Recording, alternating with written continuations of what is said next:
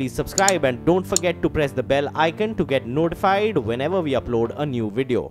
Let's first take a look at the market action before we get you the news stories of the day. The bulls are refusing to give up their firm grip on the Lal Street. The Nifty and Sensex extended their gaining streak to the fourth consecutive day. So as you can see on your screens, the mid-cap did tad better and ended the day 2/5% in the positive. The bank stocks, however, had an off day and closed 0.3% in the red, led by Axis and ICICI Bank. So that was really the only index that was in the red, but it was green largely through the day for the other indices. Surbi Upadhyay is standing now for a detailed analysis. Surbi, the bulls seem to be in firm control at this point in time. Another strong day and a very strong last 1 hour of trade. That was the hallmark of Tuesday's action on the street. Well, it's been 4 successive days of gains now. Ever since we took out that all-time high last Thursday, that's the 26th of July, the market has just been moving from strength to strength, and now the Nifty has flown past the 11,350 mark. Today's day was interesting. The mix was changing around a little bit. So some of the financials took a bit of a breather, but then we had a lot of other big stocks to compensate. For instance, Reliance was back at what it seems to be doing best these days, and that's making new highs, 3% up on that stock. Lever really took a flight after the Dabur numbers came out in the afternoon. So Lever itself was a big support for the Nifty. And then we had some participation from tech names like Infosys as well. That's not all. There were lots of other hands that were chipping into today's move. So some of the names like Tech Mahindra reacting to very strong earnings. That stock was up 3 to 4%. Titan, Bharti had follow-on buying after yesterday. Even today was a positive day for the stock. And Dr. Reddys. These were the gainers. Now, auto stocks are going to be in focus because we'll get the monthly sales numbers tomorrow. So Maruti, perhaps in anticipation, was moving higher. Very smart move there on the stock. It closed up in positive territory. Good day for Hero. No such luck for Eicher Motors, however, because talks of the little Harley seem to be concerning people about perhaps impending competition for Royal Enfield bikes. If I move beyond and take a look at the other stocks that were on the downside, you had Axis Bank. So by the end of it, the stock was down about 3-4% post the numbers. We had some weakness on an HDFC as well as an India Bulls Housing Finance today.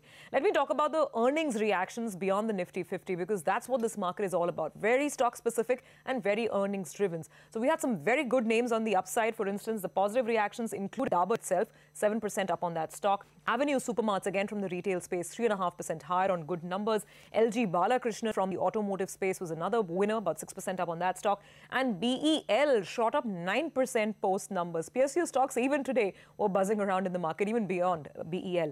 However, there were an equal number of stocks on the way down if you're talking about just negative earnings or earnings disappointments and some sharp reactions. Bank of India, slippages continue to be fairly high, 7-8% down there. Canfin Homes was another disappointment. Then you had Idea Cellular coming down about 5 to 6% on a very weak Q1 performance. And Interglobe Aviation, along with actually some of its peers like Jet Airways, there was a rub-off factor, but aviation was not a safe zone to fly into today. But otherwise, a very good day of trade.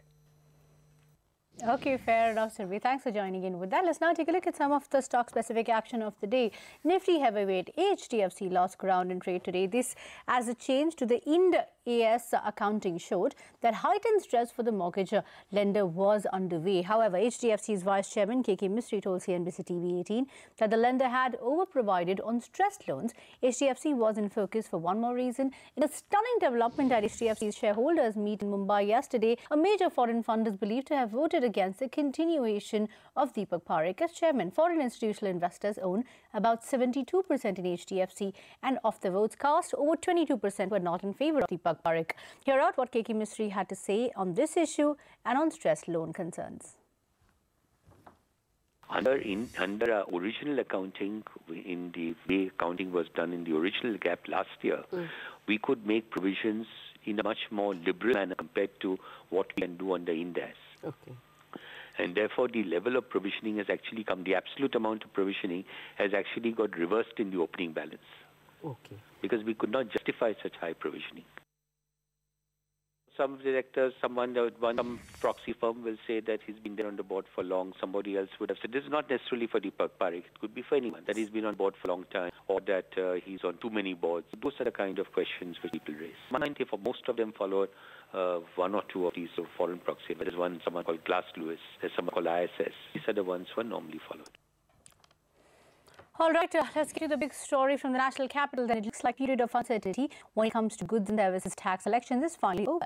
We learned that the GST collection figures for the month of June, which shall be made public tomorrow, will continue to hover around the 90,000 to the 96,000 rupee mark, in line with the main numbers. Timsy Japuria is here with the details. Timsy, the numbers are due to be released, yes, but what are the numbers that we are picking from our sources? The positive trend that we saw since April likely to continue in June as well?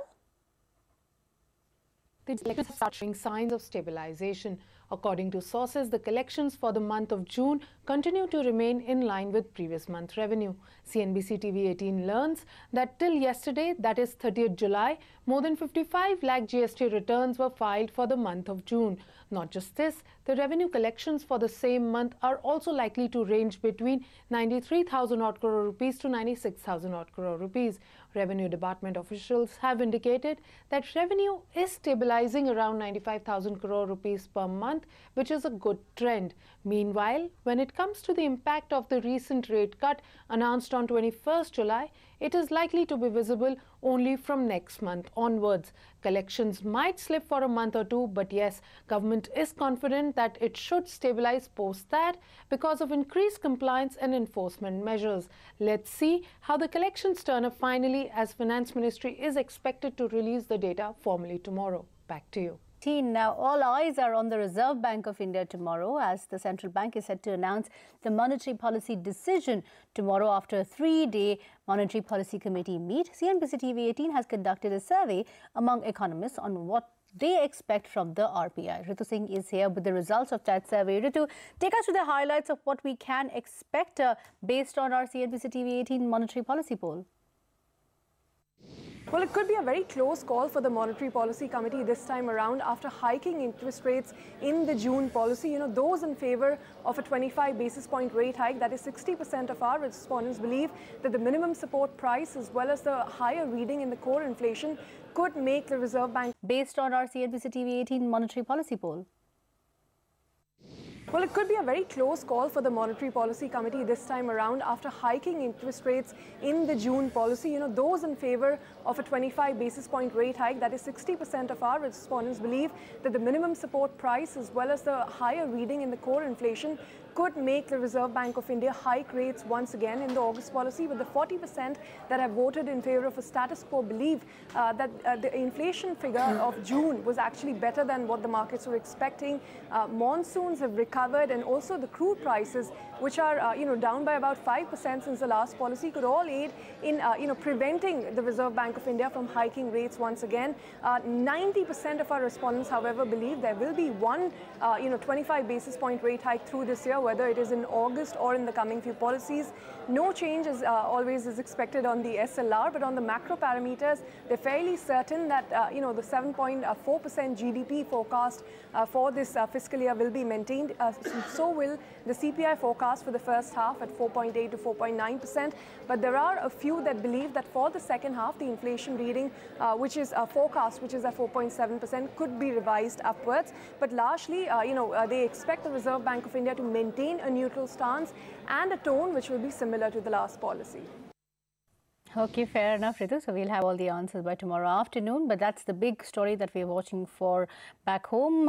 In overseas, the US Federal Reserve is at a 2-day policy huddle as a rate-setting committee takes stock of economic conditions in the country. So the US Central Bank is expected to keep interest rates unchanged, but good growth in the second quarter and rising inflation means that the Fed is on course to raise rates 2 more times this year. Now, this despite President Donald Trump ramping up criticism of the Fed's move to actually raise rates. The Fed decision will be announced tomorrow and will not be followed by a press conference this time around. More from global stories. President Donald Trump's tax cuts, along with some of his other efforts, have helped out the U.S. economy. That's the word coming in from the CEO of JP Morgan Chase, Jamie Dimon. In an exclusive conversation with CNBC, Dimon said that competitive taxes introduced by the Trump administration and reforms intended to help small businesses have driven the boom in the U.S. economy that they have seen in recent times. However, he also cautioned against Trump's trade policies and said that they could offset some of the benefits. The president has done things which accelerated growth. So competitive taxes, we needed competitive taxes. And the way the American public should think about it, for 20 years, we've been increasingly uncompetitive, driving capital and brains overseas. We had 20% over 10 years. It should have been 40. The reason it wasn't 40 was because a lot of things that we did hurt ourselves. So I'm hoping we continue to have policies that accelerate growth. And growth is good for all Americans, which is why it's so important to have some kind of growth agenda. The business community is pretty much represented to the president that we agree with a lot of the issues raised by China. The business community in general would have approached it differently, which is to get Canada, Mexico, Japan, and Europe to have a common front to present to China the way trade should be done. It needs to be fixed. We want it to be fixed. He's taken an approach which, you know, I'm a little worried could create these negative outcomes. We've told the president that. I'm hoping his methods work. If it becomes more in the skirmish, if you do $200 billion more and you do the auto tariff, stuff like that, yeah, I think it could offset, you know, some of the benefit we've had from the good things he's done. I want him to succeed at having better trade. I think NAFTA should be done. I mean, they've been talking about this for a long time now. It should be done by now. Mexico is a wonderful neighbor of ours, and we should move on, do a deal with Canada, and then, you know, focus on China.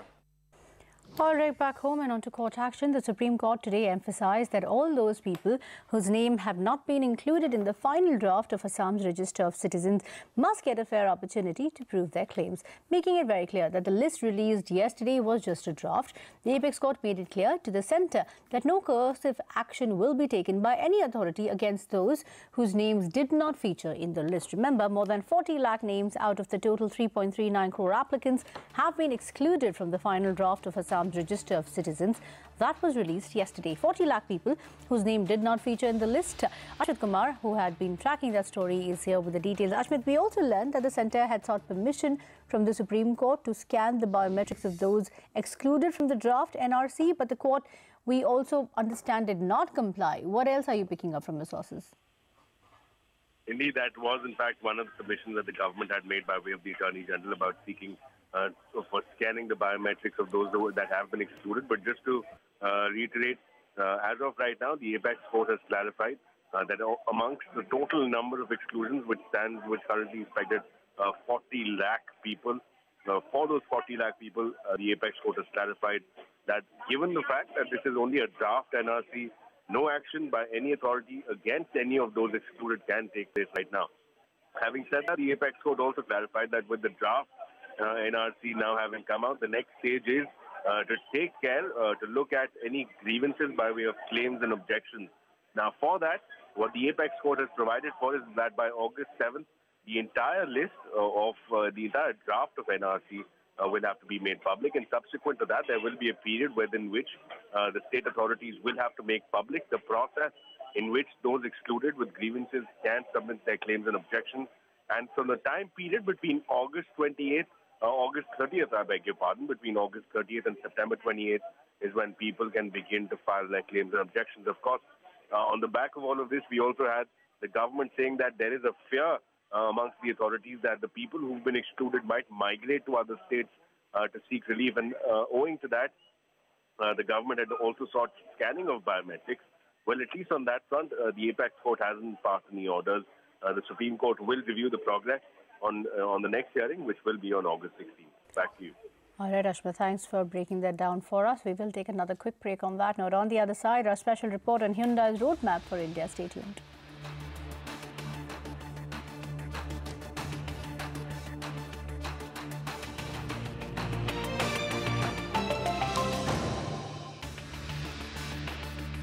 The CNBC TV18 special story. It's been 20 years since South Korean auto giant Hyundai motored into India. The company has already celebrated in style by becoming the fastest Indian automaker to cross the 8 million cars milestone. Now, Hyundai Motor India has set new targets. CNBC TV18's Jude Sanath has the details of what exactly those targets are. 10 million cars by 2021. That's the new production target Hyundai Motor India has set itself.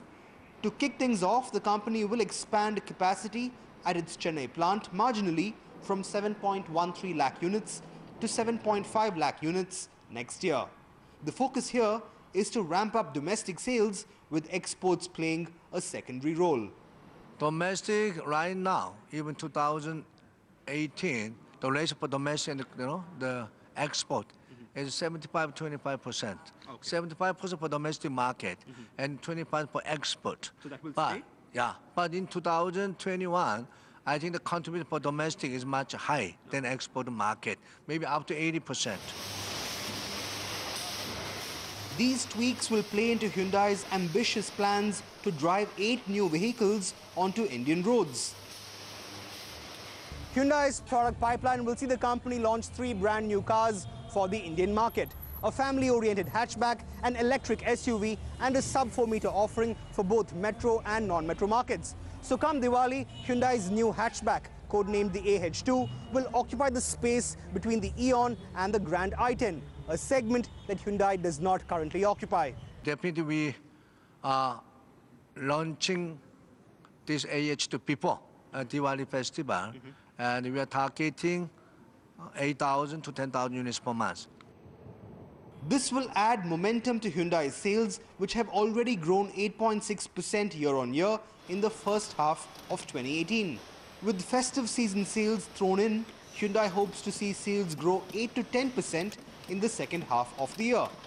However, the company points out that its electric SUV will hit high gear only if the government offers more clarity on its electric vehicle policy and gives the sector a breather when it comes to GST. In Chennai, Jude Sanath. Well, with that, it's time to wrap up this edition of After the Bell. Thank you for watching this show. Stay tuned. The Markets Today Talkback will take all the market action forward on the other side of this short break. Don't go anywhere.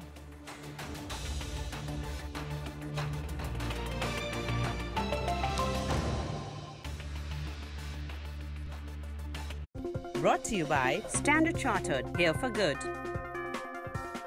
Gabon is on the fast track to becoming the most favorable investment destination in Africa. The NCOC Special Economic Zone has opened its doors to international investors, providing major tax benefits like 0% tax on dividends, 0% tax on income for the first 10 years, 100% exemptions on corporate and capital gains tax, 100% foreign ownership and more. Come, invest in the manufacturing sector in Gabon. Get inspired to discover strategies to convert your dreams into reality. Find your true inner goals. Take action by overcoming fear and attain your ultimate state. CNBC TV18 presents Succeed the Happionaire Way by Yogesh Chabria, a comprehensive book that will reveal success principles practiced by some of the world's most successful people. Book your copy today. Priyanka, it's come to you from the startup nation, Israel. So let's start by looking at startups in the water tech space. We're going to put the focus on smart mobility with Mobileye. And we'll put the focus on startups that are looking to provide affordable healthcare, especially those in the medical devices space.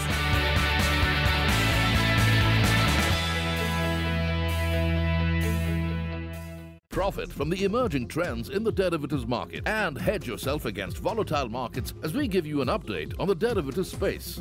Murugappa Group presents Futures Now. Throughout the day, only on CNBC TV18.